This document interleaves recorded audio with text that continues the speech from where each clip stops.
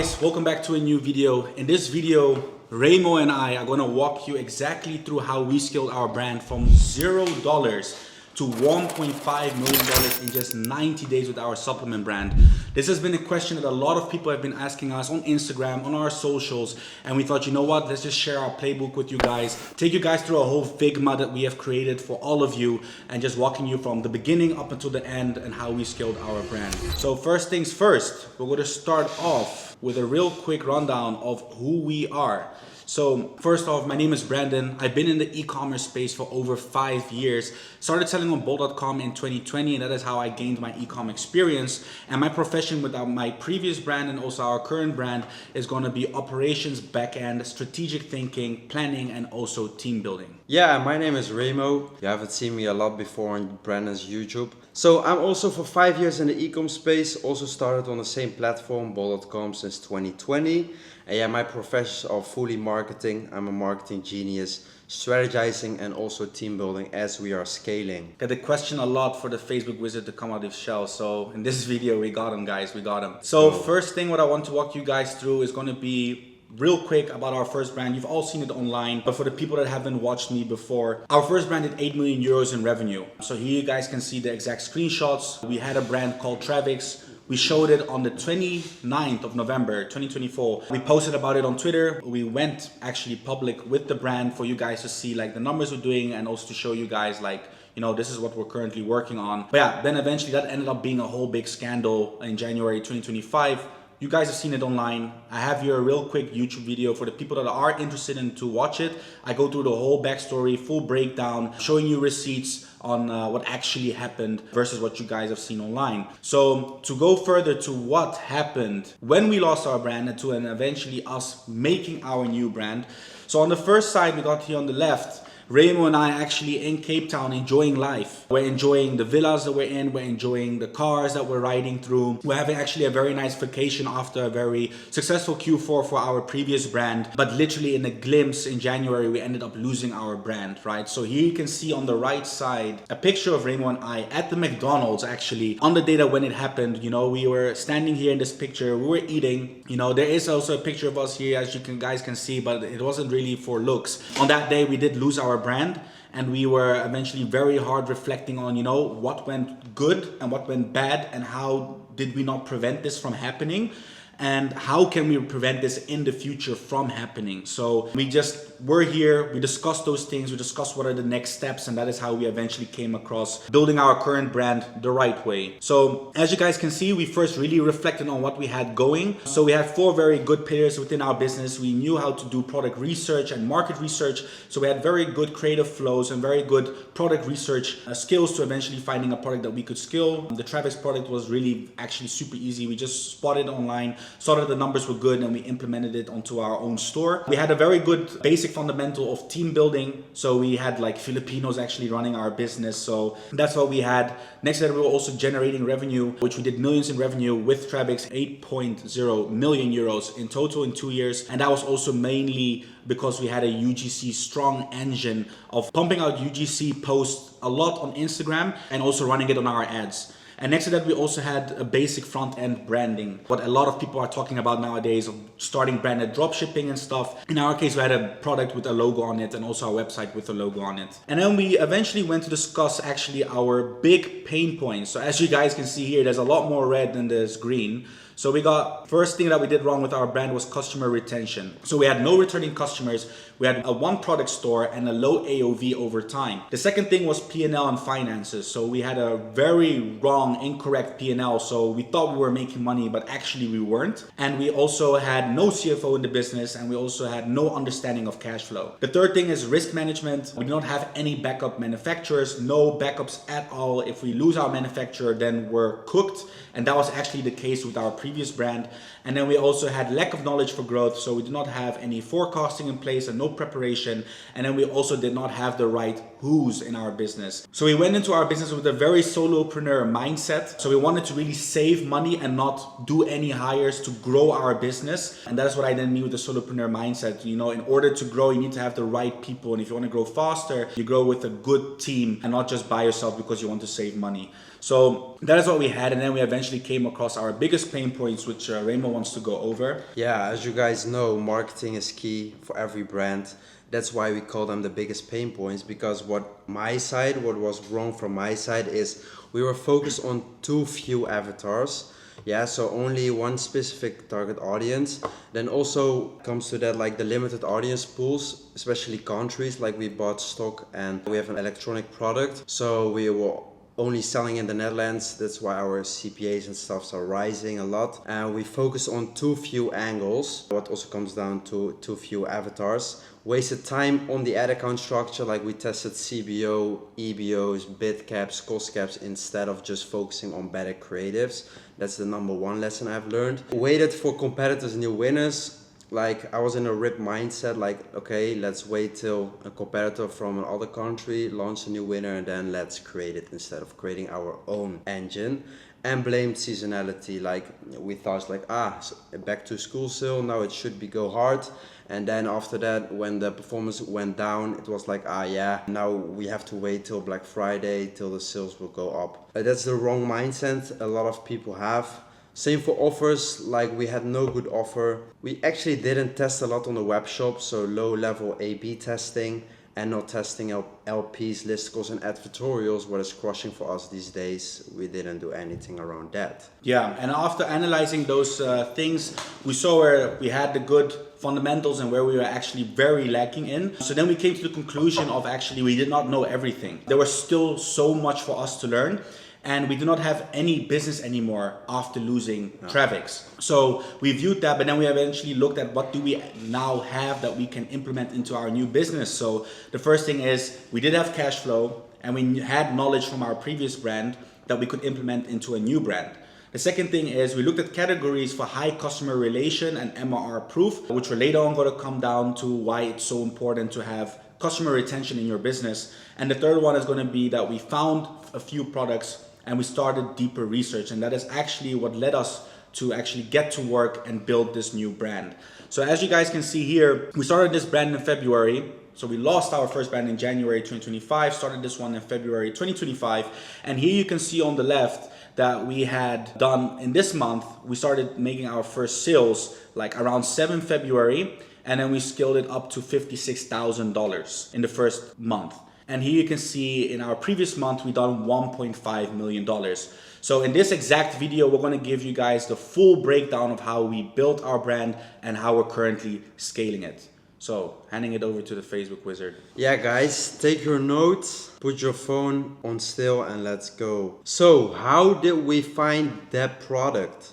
It was actually very simple. Like you scrolled on Instagram and he spotted like a creative and it has like a tons of likes and comments. It was like, oh shit. Sometimes we see creatives and advertisements but with maybe a few likes and stuff, but this was exploding. And after that, like we liked them, we went to the web shop, and then after some days we saw a lot of other creatives with again a lot of likes and comments. So I studied the ad library, like Brandon said, Rainbow, please go into their ad library and check what's going on. And what I saw is they ripped all creatives with another brand name. So there were a lot of stores on Facebook, but other creatives showed another brand name. So I was checking that brand name, and then I found, the original brand and other brands were doing over 1 million a month on just TikTok shop with targeting the same angle, just one angle that was crushing it and just creating that angle with a crazy content engine. So then we were checking like, why is this the product and market fit? So why is this working that well? And we were checking like, okay, the product angles and pain points were connected to 2 permanent desires. The market sophistication level was low. The strong market belief due to our audience and USPs were very, very strong. And the product, so the product we are selling right now, what we actually upgraded, has a strong, unique mechanism. So you will think, because maybe you're in the fashion dropshipping space, in branded or general dropshipping, you probably don't know those market terms. And that's also a problem what I had, is what are those marketing terms and what do they actually mean? So first, the permanent desires. Like in marketing, each product, visual or just a physical product, as desires, okay? And there are 3 permanent desires. It's health, wealth, and relationship. Okay, so when you, for example, I take this product, it's a menopause supplement product for female. It is a very strong product. Why? It was also connected to 2 permanent desires.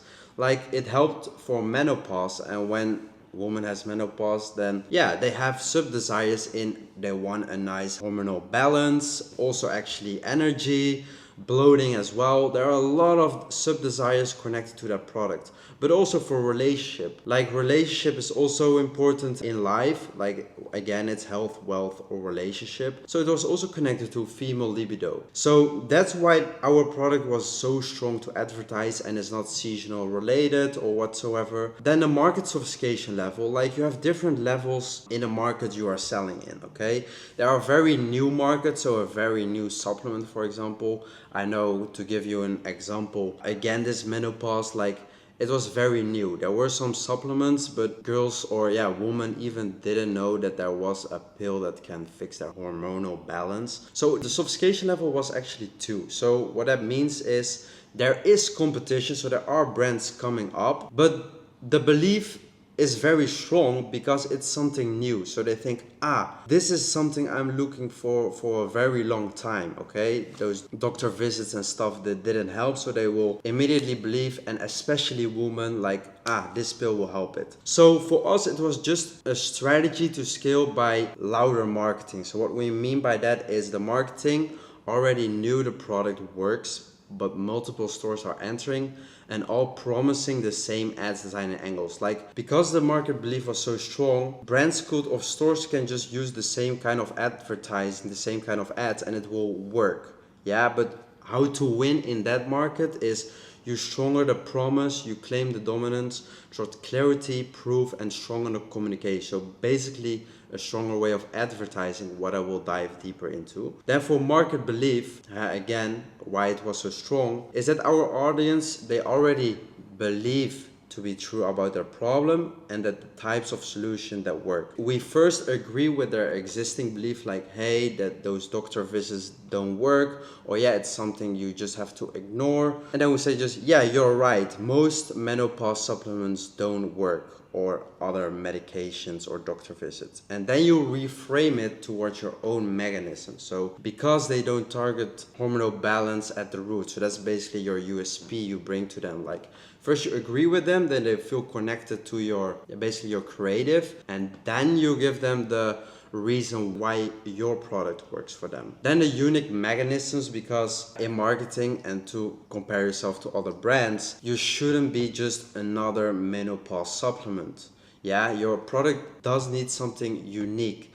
It was a new way of solving an old problem for us, one that finally made sense to a skeptical audience and gave them the new hope that this is the time it will actually work. And that's basically the vision we got by just understanding marketing.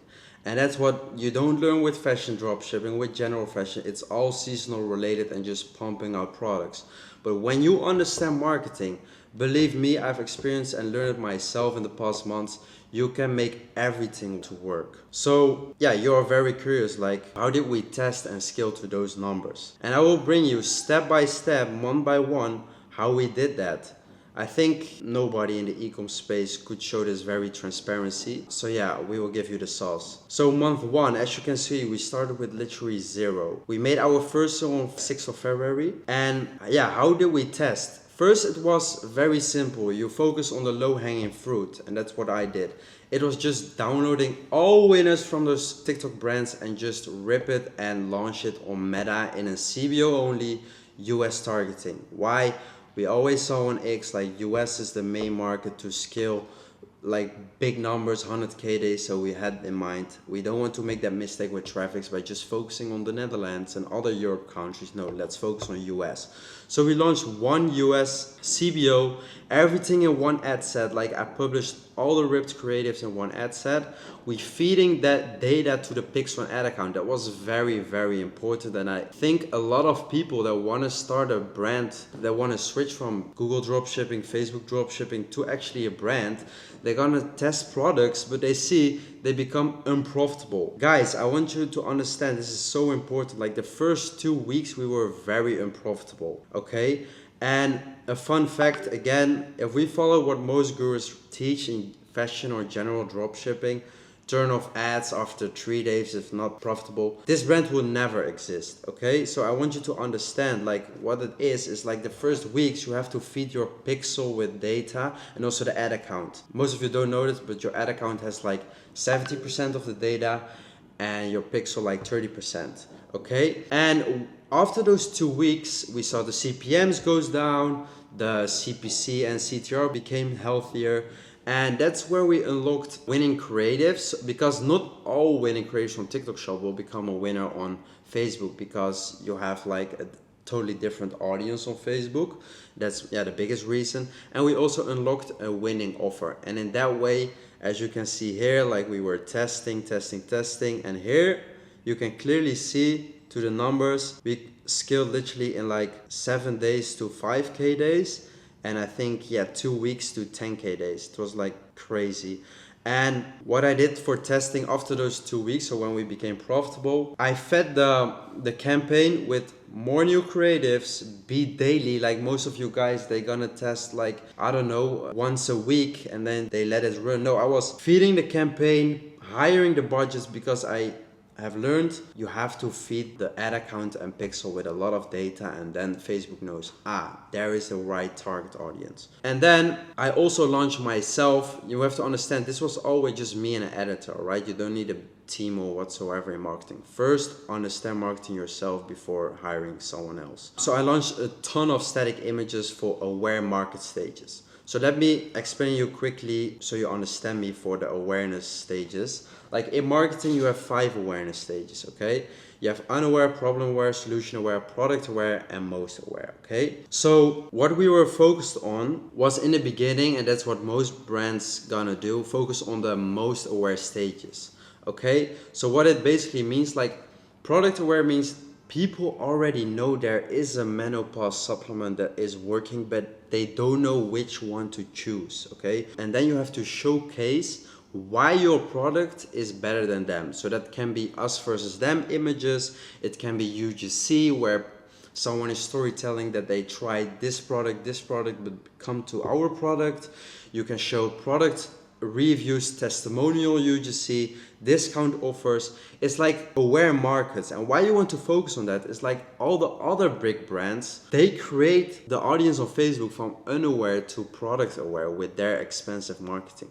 But when you just come in a market with a better variation, or it can be everything to differentiate, a better variation, a lower price. And when you focus then with product aware and most aware, where you're better than those big brands, that's where you can already scale a lot with just testimonial and product reviews.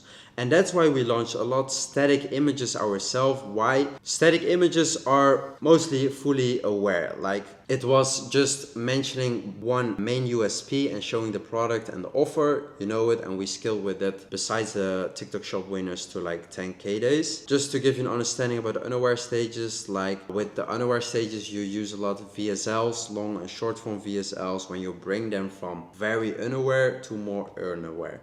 And also for the funnel and ad types and differentiate, like for the unaware stages, people are using a lot advertorials, like also storytelling in the funnel and quiz funnels. And then for the aware stages, it's mostly product pages, but also listicles. But I will dive deeper into that later. This all happened in just 1 month. And then we were hyped as fuck that we could scale this brand to like big numbers. And that's also what happened. So what happened in the second month? Ad account went down. First of all, why we ripped so many creators from TikTok shop. We just got a lot of DMCA rejections, and that caused like an ad account ban. So we had to, warming up a new ad account. And in the meanwhile, I was fully focused on recreating those winning ads myself at home. Like I didn't even hire a UGC creator whatsoever. No, I created them myself. And in the meanwhile, I also shipped and had winners recreated from creators on Fiverr. Why Fiverr? Fiverr is very simple. Like they all agree with $100. You ship the product, they will arrive within a week, and then I doubled down on recreated those TikTok shop winners with our own content. And then there was basically a gap of like 2 weeks, 1 or 2 weeks. Here we launched again. We launched all the statics, so it went up again to like 10k days. And from there we received all the recreated winners. We could scale harder. And the biggest unlock I think in that month, as I had to understand why the creatives are working and what is basically happening, I unlocked the biggest thing, and that was became a creative strategist myself. And a creative strategist is what most of you don't even know what a creative strategist is doing, but what I did to become it, and what basically creative strategists do, is mapping out, like understanding marketing. So what are all those marketing terms that I just mentioned? Then about the product and market you are in. So deep product research and market research, like understanding your product, the USPs, the pain points, which audience, which sub avatars does it have, understanding the market where you're selling in, like who is your customer persona, where are they looking for your product, what did they have tried, basically everything. Like this is the whole list, the desires, avatars, pain points, angles. I was double down on that, and in that way I could easily iterate on our winners. Decided, and what we basically decided, like gonna show you it quickly. First about the research, by the way. What I recommend you guys is, I was just focused on those 3 things, like what are the competitors and what is working for them. Just use spy tools. I use Atria. Atria is a very nice spy tool where you can basically see everything from a brand, creatives, angles, personas. You see everything. Then the market channels research. So just scroll on organic, check TikTok, Google, Amazon, YouTube, what is already existing for this product on the market. And then also the reviews, because Amazon and Reddit reviews give you all transparency about what people think about your product, about competitors, and with that data, with scraping those reviews, you can do a lot. And I did it all with my best friend. It's called Cloud. Cloud is like ChatGPT, but overpowered for copywriting. You just feed a project with all information you found out. You can even let it do your research on the internet, on Amazon and other platforms. It was crazy, and in that way I created just basically one project, and in that project the AI, so not only you but also the AI, fully master your product and your marketing.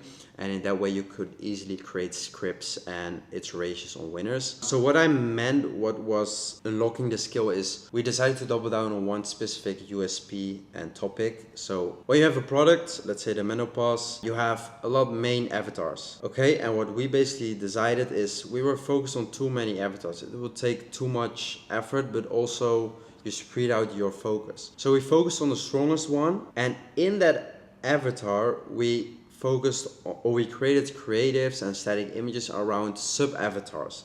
In that way, those sub-avatars, for example, the career woman, so a high achiever, execute basically a business owner woman that experienced menopause, gets stressed, or cannot fully focus and control at their work. You create specific UGC and statics around this sub-avatar. And in that way, you put your focus on one avatar, and that avatar will like feel so attracted to your product that it's made for them, that you are the brand for them. Yeah, it's way easier. And already one avatar can unlock like 50k days, because that's for us what happened, but I will show you that later as well. And each avatar has their own angles and pain points. Again, what I said about the career woman, like losing focus and control at work. For exhausted woman, so balancing work, family, self-care. They always feel tired no matter how much she rests, and you play with those pain points. So let's go back to month 2. So it was basically this month mastering marketing, and that's unlocked as a skill to like 20k days. Then month 3, it was almost a 3x again. We hit like the 850k. And what happened in marketing in this month, it was still, by the way, just me and the editor. I didn't onboard anyone. Why? Because I still not fully mastered the marketing. So, but what we did is around our main winning angle and persona, we created a listicle. Like a listicle is like a product page, but then you first show the benefits and everything, and then you show them the offer. All right, it's basically a product page, but then you reverse it. And we made that, and that we launched all the winners on that listicle with that angle, and it was crushing it. Like you see one big line up to 50k days this month. And we also made the main product page, because we were still everything running on the product page. We make it more congruent to our main angle. Because let's say that menopause product page was about all those sub avatars that was mentioning all the pain points, everything, then it is not congruent. Like, not every woman will feel attracted with that product page that it's made for them. So what we did is, okay, we made our product page also around that avatar. So we changed like all the review images look like that avatar, all the pain points, we dive deeper into the pain points. And also for marketing, we switched our focus from only product and solution aware to more the unaware stages. Okay, so what that means is we were focused not only on statics and UGC only to like long and short form VSLs, listicles and advertorials, but also third-party pages in Facebook. Like most brands are using just their brand Facebook page, but that time we were switching also to UGC product pages or community Facebook pages where just showing a woman or just showing a community vibe or like a doctor, and that built more trust to them, and that's where our winners became like super winners. And at point 4, like the UGC content engine with creators on Fiverr, you have also joint brands Backstage and Billow was warming up. Like every week we received content, we recreated winners with each creator. Like let's say you have one winner, you basically give that script to a lot of other creators, and in that way it was so easy to unlock multiple winners. And yeah, the biggest unlock is just a very simple unlock. It was move the winners to a CBO campaign for other big 5 countries. Like we were advertising in English only, and we moved our we moved all winners from the US campaign to a CBO for UK, for a CBO for worldwide, to a CBO for Australia. And I think from there we hit like 50k days in just a few days. But from here, as you can see, our results were very consistent. And what that created, by the way, here you have an example of the third-party pages. This is not, for example, a brand name, it's health, loving relationships, like a Facebook page that's about relationships. Okay, but the biggest unlock for us was understanding how to do feedback loops on creatives. That's also a new term for most of you guys, but what feedback loops are is actually very simple and very logic to do. Like when you launch something, let's say you launch a winner from TikTok Shop and it becomes a winner or a loser. What you're gonna do is you spend money to it, you let it run. We always say spend like 4 times the target CPA. Then you have data, like you can see the hold rate, you can see the hook rate. That's what we did for every creative, like review the hook rate, hold rate, identify the drop off point. So there is a moment in the video, let's say after the first 3 seconds, where people will drop off. Like, I don't know, you have mentioned something, or the B-roll is not connecting to the caption or to what is saying or where the video is about. Like you have to identify the reason of the drop off point, like what is not good.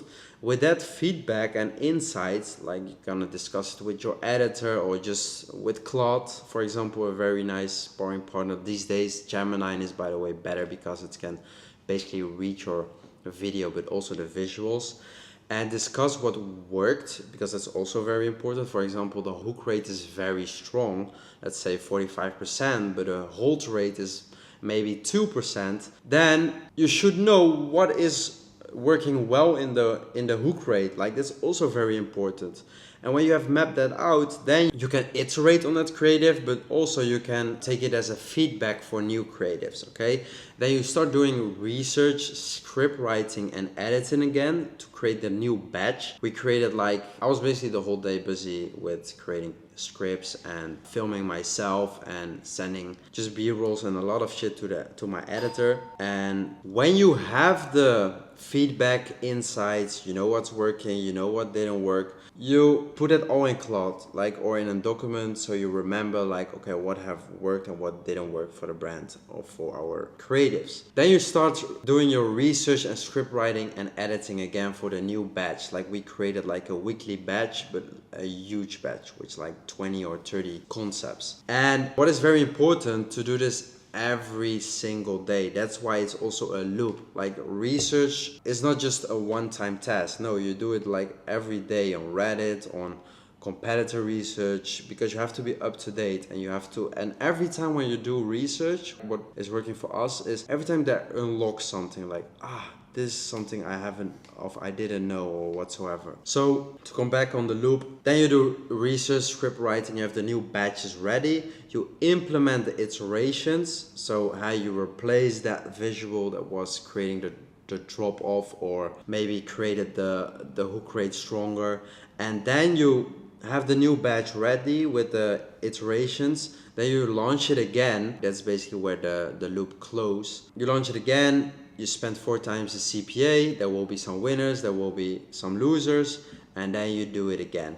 And this is basically, I think, where 80% of my time went to. And actually, till this day, our creative strategists are doing this the whole day, but also still myself. Why I love marketing. And this is what all happened in April, how we scaled to like 850K a month. And then to make a bigger jump from month 3 till month 5, we did like consistently around 1 million a month, like a bit less, like 2.7 million in just 3 months. What happened here, like we also, by the way, this was all without subscriptions for you guys that think like, they did subscriptions, that's why they scaled it hard. That was all without subscriptions, okay?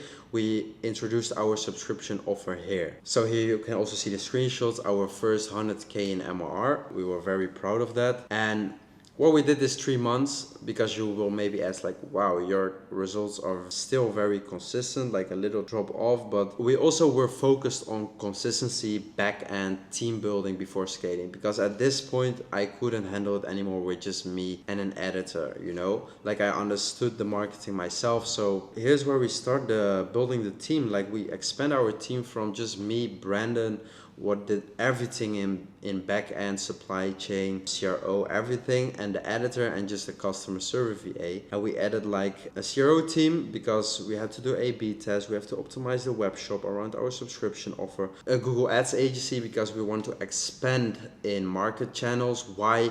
Because I've learned from that one ad account ban, like, okay, when this happened again, or maybe a bigger issue, we should running on other platforms. So that's why we hired a Google Ads agency. It was also, by the way, for the aware stages, because also on Google there are a lot of people that searching for menopause tips and whatsoever, so there's a lot of money to grab there. Also a chargeback manager, a DMCA VA, because I think starting from the 3rd month, like there were so many copycats, I couldn't even do that myself, so I hired a DMCA VA and I learned how to do Shopify and Facebook DMCAs, and also an ad launcher, because I was also doing the media buying myself, and you know, every week that uploading those creatives, adding those primary tags, putting all the enhancements of that took like hours a day. So let's move to the team building part. The before, let's cover my side. So it was me, I was the co-founder, but I was also the head of marketing, I was also the creative strategist, I was also the copywriter. It was just me and the editor. It was me, the media buyer, that launching the ads and scaling the budgets. There is basically no team, just me and the editor, or what I explained. Then Brandon, his side. So we got here, like this is our organization chart, all the specific roles in our company that are very important. And most of you guys as business owners starting off in e-commerce, actually in all of these positions, we're lucky enough to have each other as business partner, but most of you guys even do it alone.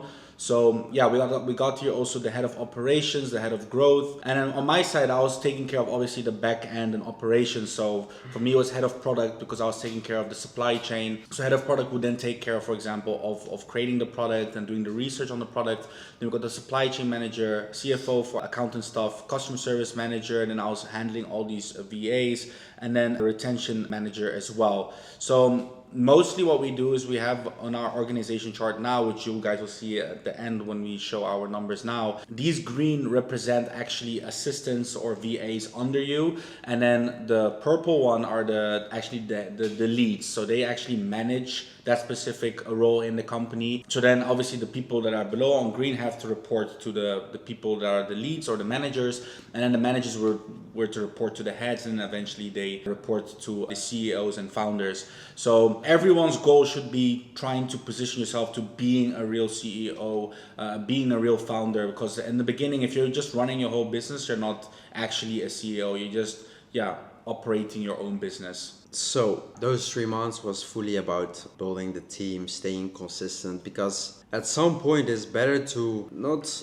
continue like scaling, but first think like, okay, when we scale further, where do people need to focus on? Like, I cannot scale with just pumping out more creatives. Why? Because then the quality it's more quantity over quality. So that's why we were fully focused on the team. Then month 6, August, our first 1.5 million month. Not only that, also our first million in MRR. We stacked a lot. MRR, like here's Brennan's story. We fucking did it, folks. Refresh this bitch for you all. Yeah, this month, the back end was ready to scale and the MRR stacks in, so that will also higher like the revenue, the daily revenue, because it grows like month on month. Why we could scale further is because of the rebuild revenue, we could lower our target ROAS to even like break even on the first order. Till August, we were still profitable on the first order. What most of you guys, are fighting for with like general dropshipping or fashion dropshipping, you could not be unprofitable, otherwise you are losing money on the table. But the thing is with the supplement subscription model is that you can, because of the rebuild revenue that comes in like the second month, the third month, the fourth month, you have like a huge LTV, and when you recalculate that, you can actually higher your CPA, so you can be unprofitable in the first acquisition, but then after like 3 months, when that person stay for like 4 months, then you are profitable on that order. So that's why we could lower our target audience, what created for us a room to scale, because you have to imagine when your target ROAS is, for example, 2, but you can lower it to like, let's say 1.3, you can bump your budgets immediately. That's also the decision that we made.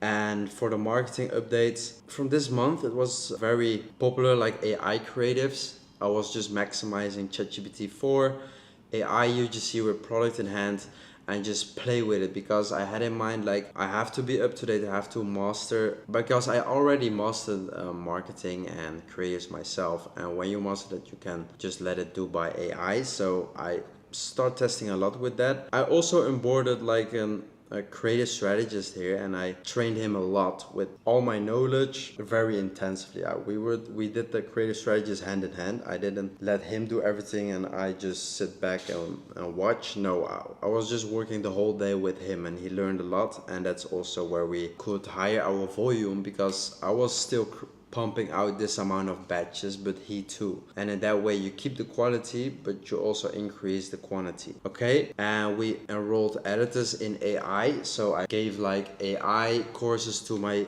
editors so they also learn it, like creative strategy courses, because what I saw a lot is that editors became like creative strategists. So I had to understand like, okay, it's not only me as a creative strategist that to understand marketing, it's also them. They have to understand why they put that B-roll in the first 3 seconds, what created like a shit hook rate. Okay, they have to understand all those marketing terms, so they can basically use that in the way of how they edit. It helped a lot. Yeah, this happened in the 6th month of the brand. Then in the 7th and 8th month, we did a consistently 1.5 million. What I did here is optimizing in marketing by replacing the junior strategist for a senior strategist. I had in mind like, okay, creative strategist is, I think, one of the most important positions of a brand, because he is the brain behind the marketing.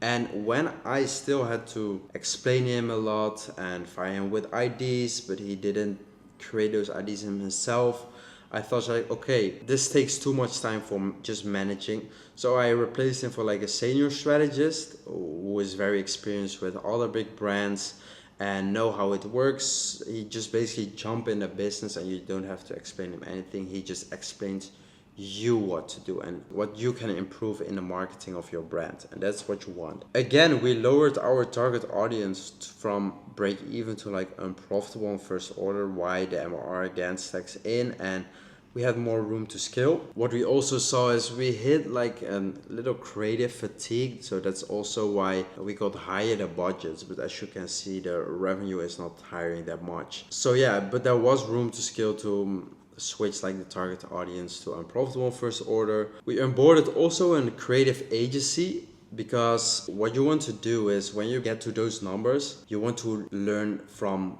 like big guys. And yeah, you can watch YouTube videos on YouTube and stuff, but you can also basically hire a creative agency and you can basically see very transparently how they do everything, how their creative strategist is doing this, how their editors are creating the script, but also the whole workflow, like what tools are they using, what communication lines do they have, where are they communicating in, what calls do they have. We onboarded them and yeah, we could hire the volume because they focused on their batches, we focused on our batch, so the quality was still there, it didn't change anything, so we maintained the quality and we learned a lot from that agency and we moved that everything in-house, so we could implement this workflow, that way of communication, and in that way we made our own team also stronger. The KPIs were on target, so we still kept them. And yeah, also there was again like an ad account ban, so it was just a reminder for myself, like I had to focus on backups for marketing assets, and especially in Q4 you want to have multiple ad accounts backups, even also your pixel pages,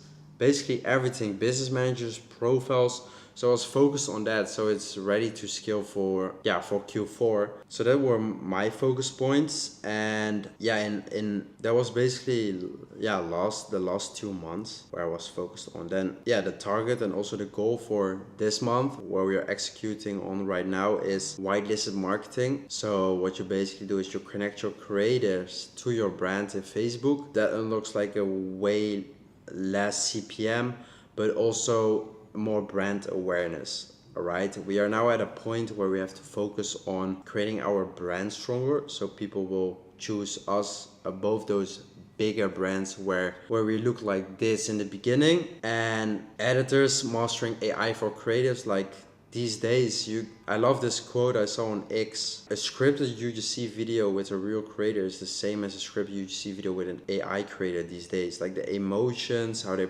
hold the product in the hand, what you can do with their lip syncing, for example. It's like crazy. We are just right now with our editors, they are mastering AI and they're recreating our winners with AI tools like Nano and Sora 2. We're also launching on Amazon and TikTok Shop. Those are more for the bottom of funnel. Amazon is more for the bottom of funnel, so people that's searching on Google your product, but they don't trust scammy web shops. If they have like bad experience with ordering from a web shop, they can order our product on Amazon. Also TikTok Shop, like I'm busy with creating like a huge content creation engine with like UGC and influencers, and that's basically what you also do on TikTok Shop. So I thought it's like, okay, let's go on TikTok Shop and Amazon. So here you can see like the approvals that we are going live. So that's also in the pipeline for this month. Introducing influencers, like we haven't worked with influencers yet, but that's also something to go viral organic. Like we want to spread our awareness from the brand everywhere. Unlocking new USPs, like what I explained here is all those months we are just focused on one main avatar with sub avatars and angles and pain points. What right now we are doing is unlocking those avatars as well. And then you basically have the same sub avatars and angles, but then just for that main avatar, and that way you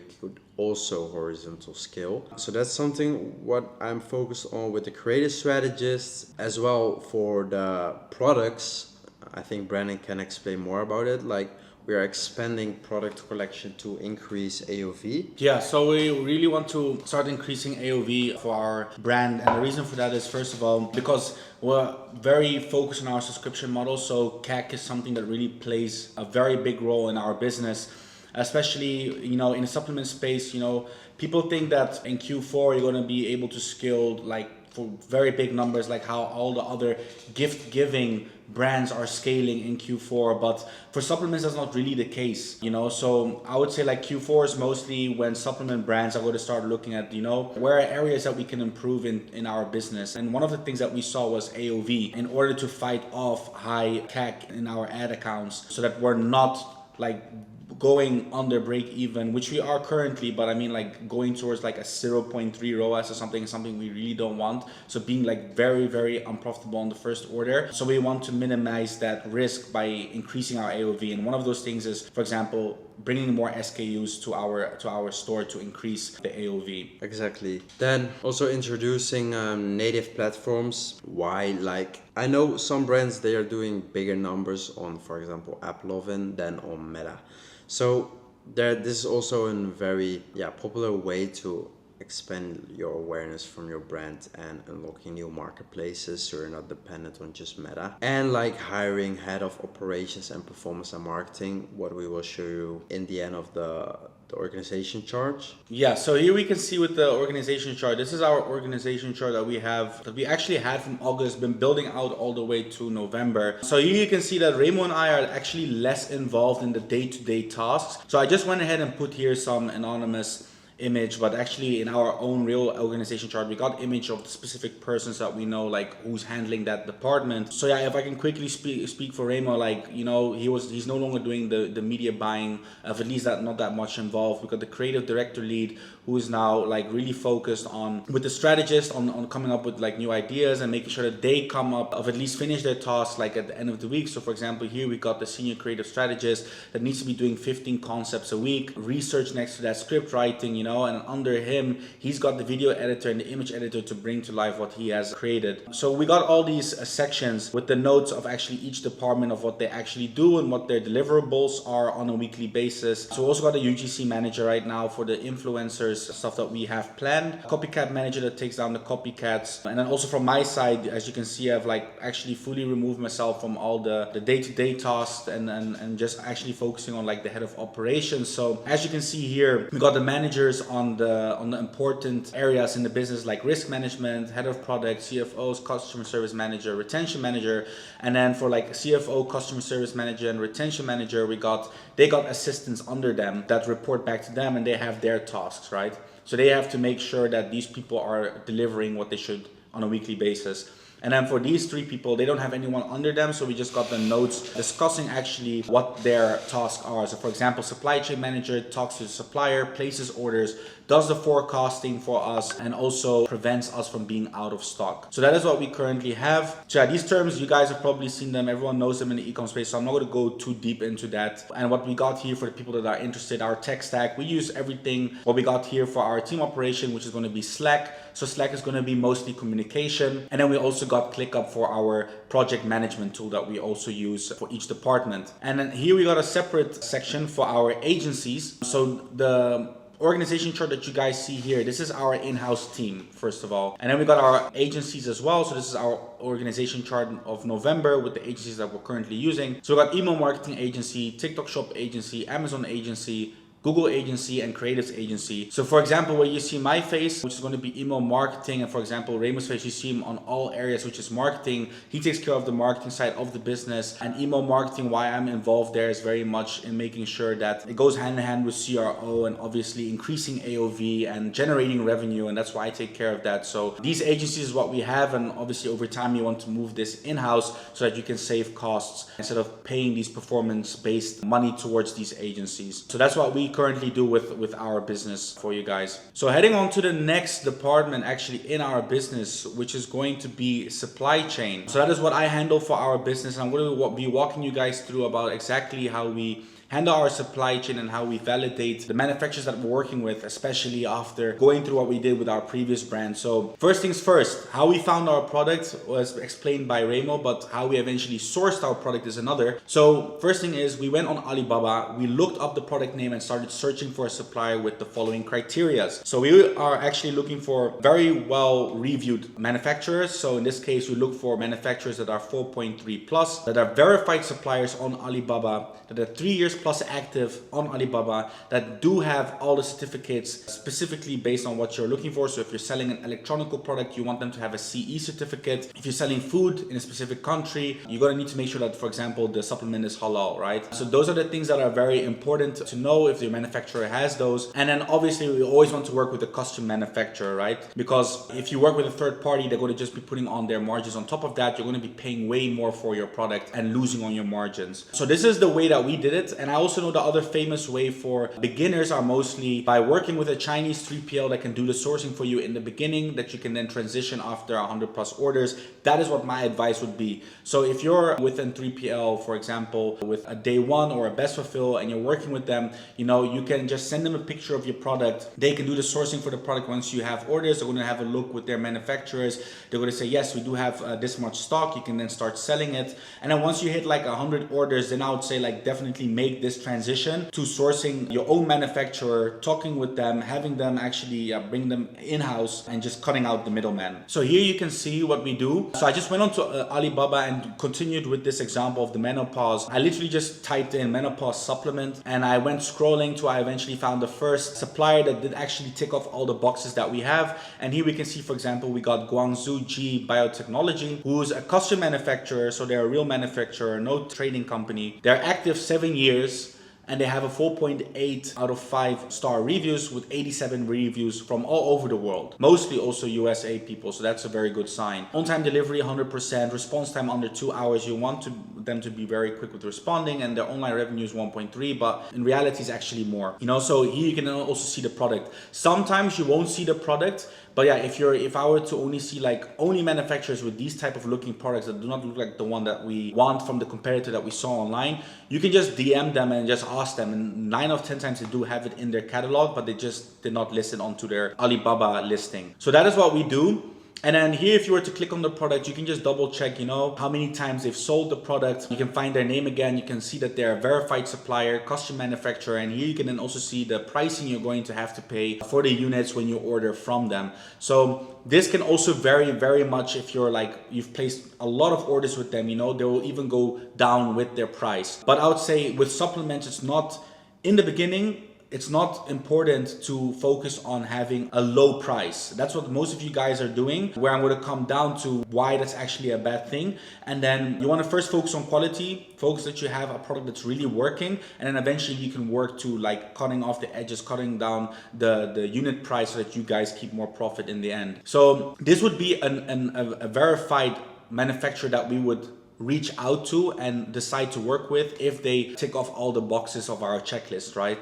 So what I went ahead and did here is actually a checklist for you guys on how you guys are supposed to execute this. And what we also did, which is find top 3 to 5 suppliers and ask them the following questions. So top 3 to 5 suppliers are the ones that have the verified manufacturer label, that they're a custom manufacturer, they've been active over 3 years.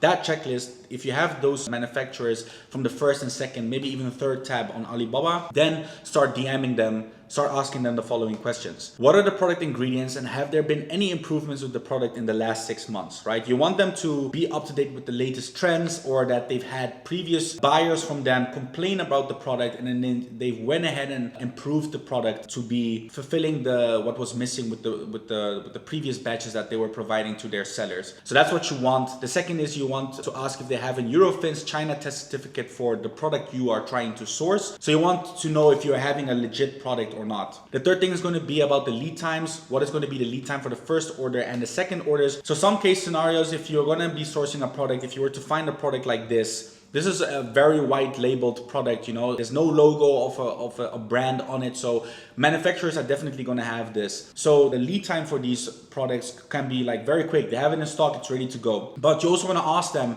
like, what's the lead time going to be if you're going to be creating your own customized MOQ units? You want to know, like, okay, what's the lead time going to be? It's going to be 20 days, 30 days. And you can also then compare that with the other manufacturers, because you don't want to be the one waiting 30, 40 days for your products to finish, right? And you also want to find out, like, why is it taking so long? What are the things that we can prepare in advance to make it even shorter? And which 9 out of 10 times, the reason why lead times are so long with manufacturers is because they do not own or have the raw materials in their factories. So that would be in our case, like the ingredients. They do not have it in their factory, so they have to first source it from one specific manufacturer somewhere else, has to ship it to there, and that takes some time, and it goes further down the line to eventually what builds up the lead time that you get presented by your manufacturer. So that's why you want to know that. What is the production capacity per 30 days? So for example, if they say the lead time is 10 days, which is most case scenario of a supplement, 10 to 15 days, how much can they produce in 30 days or scale worldwide with this specific manufacturer? So if you can only make 1 million units with this one manufacturer in 30 days, you're not going to be able to scale to 2 million units in sold goods per month. That means you're going to probably need to source out another manufacturer, or you need to like bring the manufacturing in-house, like build your own manufacturer in the US, what a lot of people do with like fashion and stuff when they get to really big numbers. That is then what the things you're going to need to consider once you grow to those numbers. Next thing what you would also want to ask them is, do they feel comfortable with sending a third-party inspection company to their facility to come take a video of the factory and of the product? This is very important because, you know, they can make everything look fancy, right? You're not in their factory or at their warehousing or whatsoever. You know, you're on the other side of the world, and this is going to be an international trade that you guys are going to need to be building on trust, but you also need to cover yourself. So that's something that we've learned from our previous brand. So make sure you just get a third-party inspection to go view the manufacturer and see if they have all the certificates that they claim that they have. They have the products in stock. You know, they're able to produce the capacity units that they said that to you that they're able to do, and just fact check everything so that you can sleep better at night as a business owner, right? The next thing is also the pricing per MOQ, and you know, what's the price going to be for 1,000 units per unit, 10,000, 100,000 units, so that you can also like based on that and your finances and cash flow, make a decision like, okay, per how many units do you want to make the units, also based on obviously the run rate. So how many units do you sell in a month or per 10 or 15 days, so that you can keep most cash on the bank and just get the run rate up for your brand. The next thing is going to be about, can you send product images and videos, which is just the bare minimum for you to just see the product and not just from a listing from your competitors page. So what we also got here is, when do you decide to proceed with the supplier, or when do you skip the supplier? So I noted down the things in green, which are going to be the good things that are good signs to work with a supplier. Is first of all, when you ask these questions, do they give fully detailed answers, yes or no? So in this case, skip the supplier if they keep giving these fake answers or come up with excuses and just like run around your questions, right? The second thing is going to be if they reply very fast, or they try to help more than what you actually asked, then go ahead and work with them also. In this case, do not work with them if they reply very slow or give very short answers and they just really focus on, you know, pay. The third one is going to be if they do want to cooperate with you of sending a third-party inspection to the manufacturer, right? If they say like, yeah, okay, no problem, just let us know which day and we'll get everything ready. That's good. That's a very good sign. So these three would decide for you to eventually proceed with the supplier. In this case, if the supplier says absolutely not, no, why do you want to do that or whatsoever, skip them immediately. Don't even continue talking with them. It's just a waste of time to even find out why they're reacting that way. And also the last one would be if they can't make a custom formula. So what I missed here is that they should help produce a custom formula. That's very, very important, right? If they don't have that, that's actually the number one thing. Just skip them, because you want to produce your own formula and not their own ready-to-use formula, what they have there, because all the other people online are going to be selling that, especially the dropshippers. So the goals when doing this of sourcing or finding your manufacturer, right? You want to be him or her. So the first thing is going to be, you want to be finding 1 to 2 reliable suppliers on the front end that are based on the Alibaba stats that I just gave you guys with the checklist. The second is, you don't want to be going for the cheapest supplier, okay? And the third one is, you want to be also very compliant when you're buying as much of these products and selling them to customers. And the last thing what you want to do with this is also a little bit of product development research, right? So find out new things that you cannot find by looking on competitor stores or even online with ChatGPT. Maybe the supplier will let you know like, okay, you know what, we've tried these different things and this is the reason why this doesn't work and this does, and that's why we have this, you know? Or they would even recommend you, if you come with a formula, they will probably recommend you even something else what could be better than your own. So that is something you definitely want to be, making sure that your business is legit, so that you can be him. And you should not be this guy, all right? If you're going to be looking for suppliers that have a very low price and also offer you very low MOQ, right? In most cases, you're going to be selling sweets to a customer. right? Especially if you're selling gummies. It's going to just be sweets because it's very cheap to make. It's just honey infused into a gummy, and that's going to give you these very low prices because you're the guy that wants to be focused on high profit margins on your front end, right? So don't be that guy, because you're going to be selling customers and it's going to come and bite you with your LTV and reviews in the future, because your product's not going to live up to expectations, right? And the last thing what I'm going to say about this is, if you're going to be doing this, right, you want a low price, low MOQ, you want to be selling seats to customers, knowing or not knowingly, you're not going to be compliant anyway. So you don't want to do that. All right, so once you found 1 to 3 suppliers, it's time to now do some inspection. So what you want to go ahead and do is you want to hire an inspection company such as VTrust that's going to do inspection at those factories for you, right? They're going to go there, send out men on site to go view the factory, ask them questions, view all the certificates, make pictures of the factory, of the products, of the staff, everything, so that you get a full detailed report delivered to you within 7 days, so that you can inspect that report and then make the decision of which factory you're going to choose. So like I said here, once it's delivered, it's time to view reports and go for the recommended supplier, because that's what they're also going to do. They're going to tell you, hey, we recommend you based on the score, but also based on what we've seen in real life.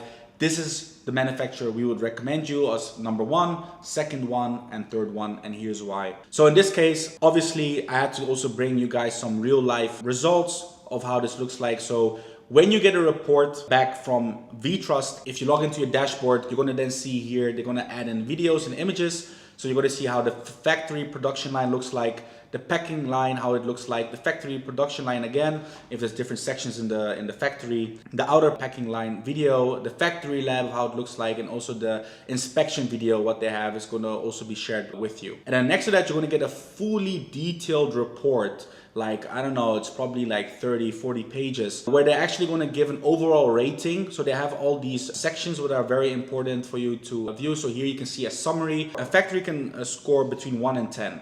Right? And then the most important things that they look at are how legal is the factory, how is the human resources, so the amount of people there that are very educated, and also the work that they're doing, you know, how well are they? Basic information has its own criteria. We've got manufacturing process, production capacity, quality control, research and development, you know, all these things. Also client requirements. So if you want to be making a custom formula and stuff, you know, they can also go ahead and check that with the factory and how much they would score on that. So here you can see they're scoring between, you know, legal would be like an 8 and they can score a 10. And they also would have mentioned why it's scored an 8 and not a 9 or a 10. So they do that for all these sections, and then they get like a final score, which would be like 84 out of 100. And then you would have these 3 factory reports, a score 84 out of 100, 87 out of 100, 90 out of 100, right? And then here you can see the overall score. And it goes very detailed. I just grabbed one image here from a report, you know, so they will go like, okay, you know, the factory achieved an audit score of 84, which is below the industry average for your niche. You know, and then they can be like, regarding the production process compared with the industry production reference, the actual production in the factory is comprehensive. And they go full into detail, and they also explain the risks for you if you do go ahead and work with this factory that you should be aware of.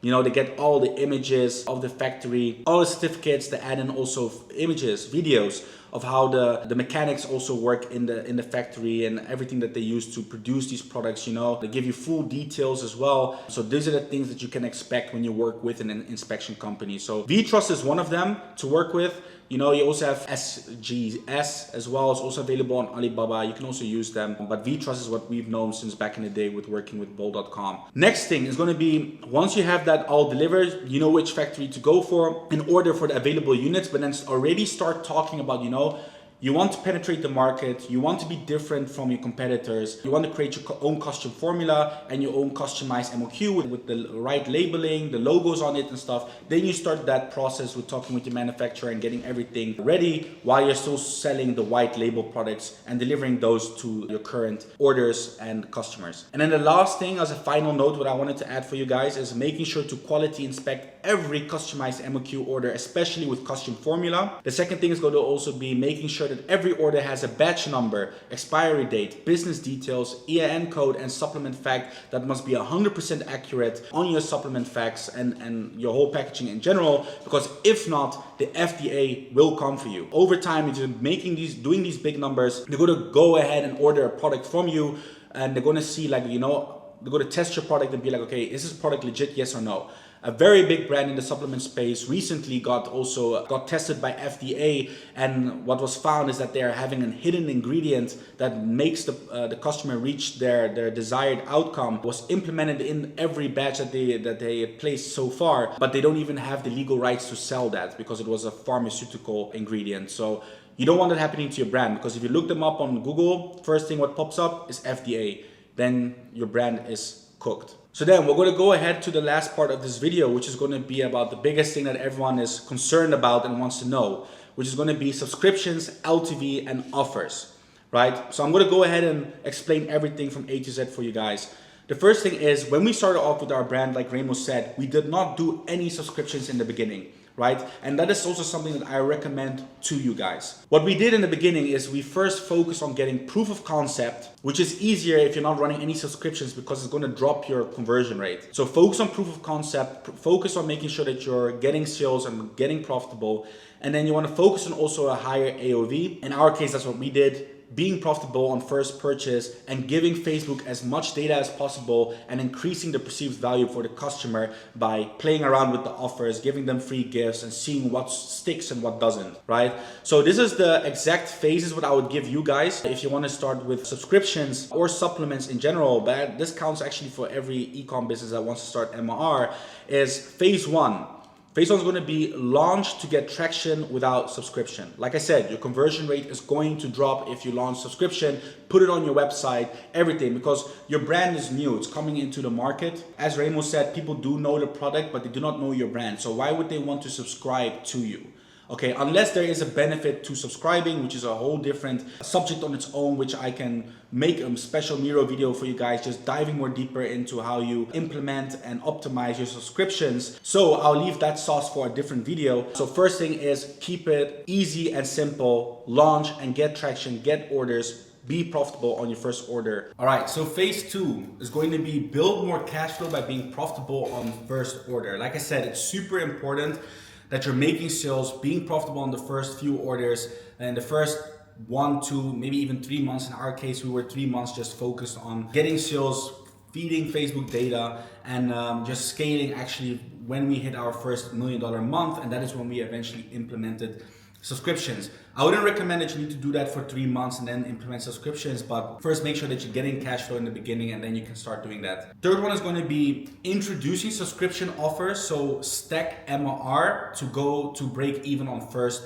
purchase. All right. So once you implement subscriptions, you're going to see eventually your conversion rate is going to drop. Right, so then you're going to need to be playing around with how you present your subscription offer, making it a no-brainer for customers to go for the subscription offer as much as possible, so that your take rate is going to be around like 80-90%, and then afterwards you can start seeing the compounding power of MR in your business, and then you can scale harder to heading towards break even on your first purchase. And then the last phase, which is actually going to be an ongoing phase actually forever, is going to be testing different sub offers to increase CVR and AOV, right? So there's so much literally to play around with subscriptions, test a lot of things to see what works, what doesn't work, looking at competitors, how they're doing it, and seeing what actually increases your conversion rate, actually also your RPV, which is going to be a revenue per visitor, and then also your AOV, which is your average order value. So heading over to what results of ours. So before MR, like I said, in the first 90 days, we did $1.3 million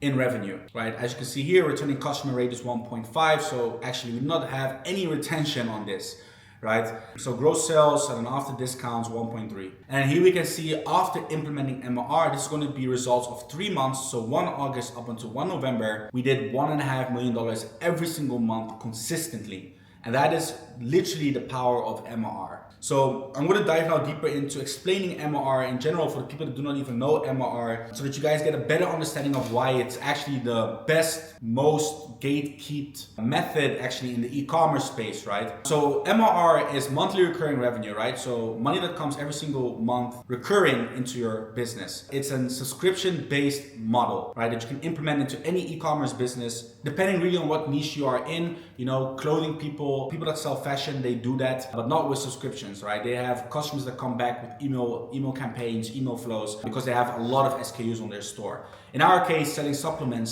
right? They need to be taking a product every single month. So we implement this to, first of all, be able to target more customers by spending more money based on our acquisition costs and stuff, and also making sure that they take the supplement every 30 days, or in some cases, some people do 60 days, 90 days, so that they never run out of stock. So those are mainly the two most important factors for going for a subscription. So here we got what I've noted, actually. Subscription is a different game and multiple things you need to be taking into account, right? It's not just plug and play, you put subscriptions on your store and done, right? You just run up the numbers and stuff. It doesn't work like that. The core subscription fundamentals are these 6 pillars that I've put here, which is going to be the churn rate. So churn rate is cancellations, your CAC, so customer acquisition cost on Facebook or any other marketing platform that you use, the LTV, which is going to be the lifetime value that customers stay with you for your product, revenue forecasting, you know, how much do you expect next month, so that you know and can calculate how much you can spend the next month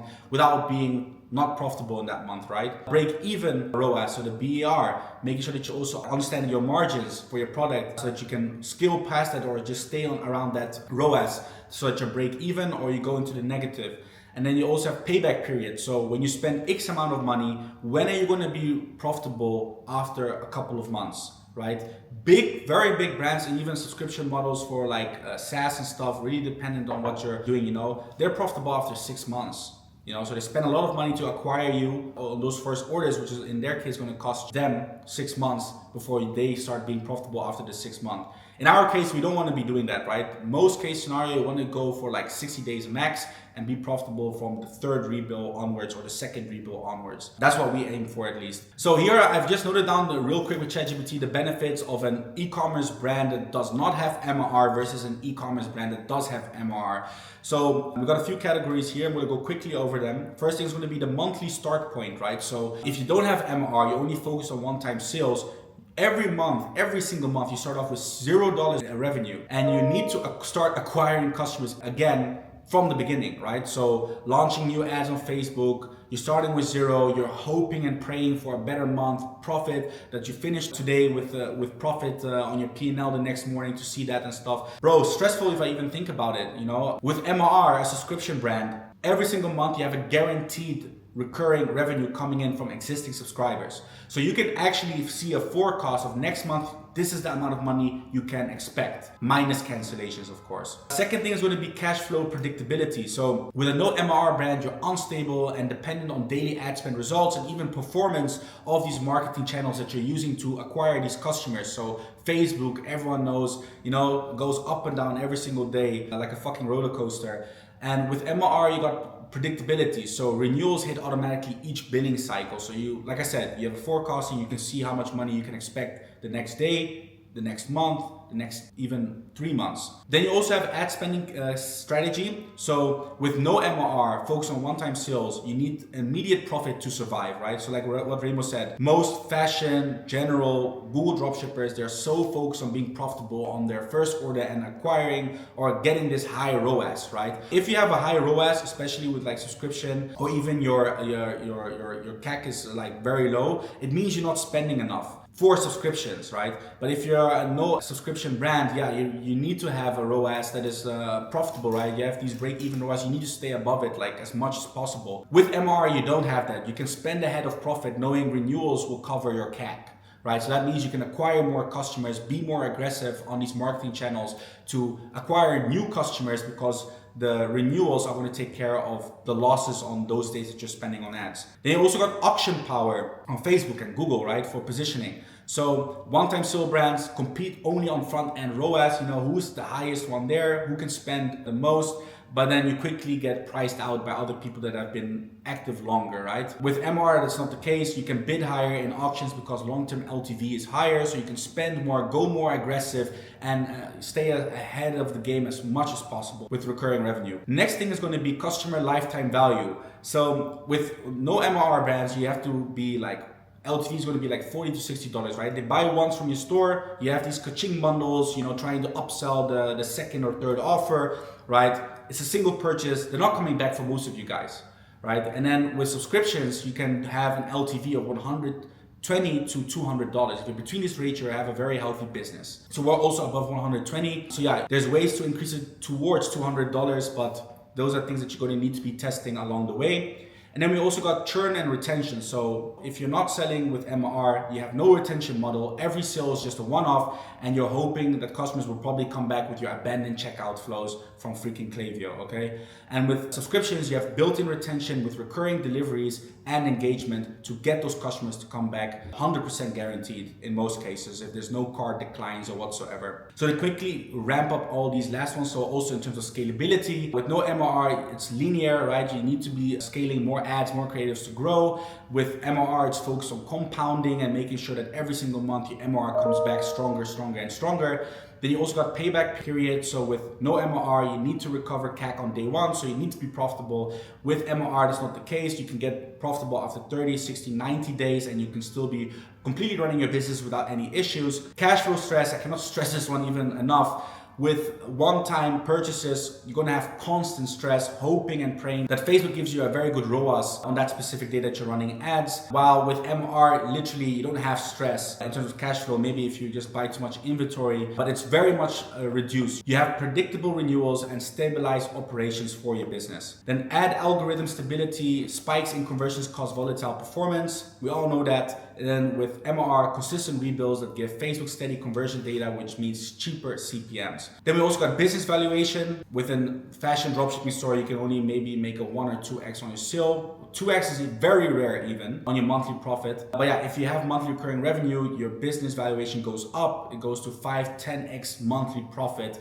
which investors love because you have predictable MR, and they can also calculate when they're going to be making their money back when they buy your brand. Then we also got operational focus. Always chasing new buyers, which is also the case for MR, but you also want to build long-term relationships with the current subscribers that you've already acquired in the past. And then the last thing is going to be long-term advantage. So short-term profit, but fragile growth for all people not running subscriptions or customer retention. With MR, you dominate auctions and scale sustainable and also compound your revenue over time. So why is MR or customer retention so important for your brand?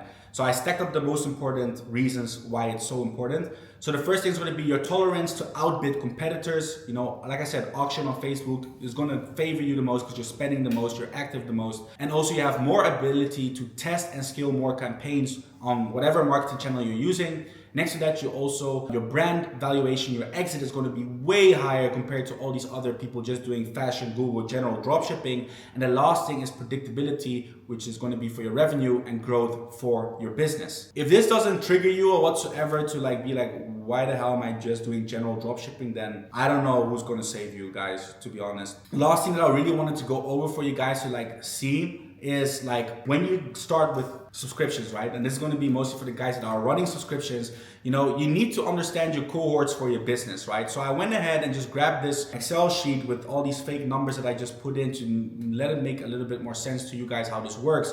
So the things that you're always going to be focused on is the AOV, the ad spend that you guys are pushing, how much money you have to spend to acquire new customers, and how much is the amount of new customers you can expect that month. So you can also calculate how much new revenue is going to be coming in over time. And then you also get the total amount of customers also versus the customers that you already have. And then here you can see the expectance of the revenue that you have compounded with the new customers that you're also acquiring. And here you can also see what happens when you spend money, right? And then you also have MER, which is also a very important term, which most of you guys don't even know if you're just doing some fashion dropshipping, which is going to be marketing efficiency ratio, right? So the formula for this is total revenue divided by your total ad spend, right? So if people know the word ROAS, right? So ROAS tells you how an ad is performing, and it also calculates how much money you get back. You invest $1, you get 2 ROAS, you get $2 back. With MER tells you exactly how much money is your business making, right? So it calculates everything. So if you're getting also revenue from different places, other marketing channels, from Google or whatsoever, emails, you can literally see the total revenue that you can expect divided by the ad spend, and then you get your operating income and your profits. So here you can see, for example, with this made up one, your recurring starts literally compounding in terms of how much money you start making over time. right? And if I were to, let's just say you were to do this for 6 months, where 6 months is not the perfect example for this, or you were to run off, for example, for another year. Now you start, I put another table here and I put the revenue, what is going to be expected every single month from the compounded monthly recurring revenue, but I put zero spend for the rest of the year. You're gonna see you're still gonna be making profit. You're gonna have cancellations over time, but your profit is gonna go from upwards to downwards. But here you can also see in this example that profits compound as well. So in December, even though that you're gonna be spending 900,000, your revenue still goes up and your profit still goes up. And that is actually the power of monthly recurring revenue I want to show you guys. But I can dive more deeper into this cohorts analysis, how you should read them, how you can also plan out your ads as well over time while understanding your numbers, because that's very important. We'll be in a separate video. And then here, as last, what I want to show you guys is obviously also the power of MRR. So here we can see, for example, August, despite being a lot of issues with our ad accounts, and even October, which was like the ad account bandwave that most of you guys also, of BM bandwave that most of you guys also experienced. Despite that, we were not reliant on how Facebook or Google would perform. We still ran on these months, but as you can see here, we have August, we still did 1.5 million. September, we also did 1.5 million, right? And then here we got an ad account issue, as you can clearly see. And then also here, then again, we had October. Also, the BM bandwave happened somewhere here as well. And then here we're getting everything set up again, which took some time, but then we're still doing consistent revenue, which then resulted in 1.4, almost 1.5 million. And here you can see as of November, what's also very important for you guys to also like understand is like, here you can also see like our queued revenue. That's what I'm saying. You can now have an expectancy of how much you're going to be earning the next month. So if our ads were to not, if we were to just stop running ads right now, we could expect $1.3 million the next month. And you can see it like every single day when it's like coming in, how much you can expect and how that's going to grow. And what you want to see when you're running a monthly recurring brand, MRR, you want to see that this graph, you know, I don't have an image right now, but if you were to like extend this for the next like 2 months, 3 months, you want to see this graph just like grow upwards, you know? So you see your monthly recurring revenue go up. So our goal is also to like first hit 2 million in monthly recurring revenue, then 3, then 4, then 5, and keep building that up. Because there's big brands that you guys probably have seen online that are doing like 10, 15 million a month, like monthly recurring revenue. It's like freaking crazy, you know? For the people that were interested, we use Skill for our tech stack, so because I don't want that to be a lot of the questions that we're getting in the comments. So guys, that's gonna be literally how we scaled our business in a whole from 0 to $1.5 million with our supplement brand. So I hope this was very educational for you guys, and also showing you guys that like, look, this is not luck, right? So we've invested like a lot into ourselves in terms of like investing into people that own brands, that are supplement brand owners, to teach us like, you know, subscriptions. We don't know anything about subscriptions January, February, March. You know, and also learning to understand marketing, learning to like outsource our business and stuff is like so important. And we just wanted to let you guys know like this is not luck based. It's literally just putting in a lot of work, putting in the hours, the willingness to wanting to learn. And eventually, yeah, over time, if you just keep doing it without getting too crazy, it's going to end up being, yeah, the results are going to be able to be seen in your Shopify dashboard, I guess, right? Yeah, as you can see, like we will share a lot more sauce about each, I would say, department. Like for example, testing, scaling, how to build a team, dive deeper into supply chain, CRO stuff. There's so much sauce to share. But this is basically like the roadmap, how we did it with like zero knowledge, like basically just simple general dropshipping knowledge, because that's what I did in terms of marketing, by just pumping out creatives, didn't do anything in feedback loops, understanding marketing terms or whatsoever. Same for brand, and like with, for example, supplements, there's a lot of stuff going on in the supply chain and also product development. So we're gonna share a way more stuff, but this is our roadmap, what we want to have clear for you guys, so you understand where we come from and what journey we did. And that we are, I think that's the most important thing, fully legit. And yeah, we just want to take the leadership in this game for this business model, because I always say like it's a different business model.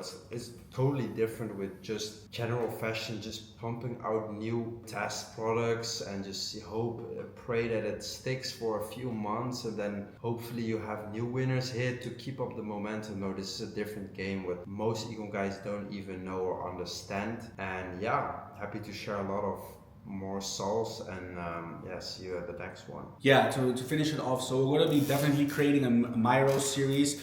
Oh, in our case, Figma. So I saw a lot of people doing Miro, but yeah, we're on the Figma side. We're going to be creating a lot of videos, going more deeper on this, because yeah, we only have this much time to put in explaining our whole roadmap of how we run things. So that's something you guys definitely can expect from us. And yeah, if you're currently struggling with your e-com brand or currently looking to start with your supplement brand, we help a few people definitely build up their own supplement brand. We have a playbook built out for you guys, which you can literally like copy and paste into your own business. It dives more deeper than in this free video. So yeah, if you're interested in that, definitely hit us up on Instagram. We got ramo.vdh and we got Mr. Brand Owner, as you guys know. Just hit us up in the DM. Let us know what your current issue is, or if you want to start with your supplement brand, and we're definitely here to help you guys. See you guys in the next one. Ciao.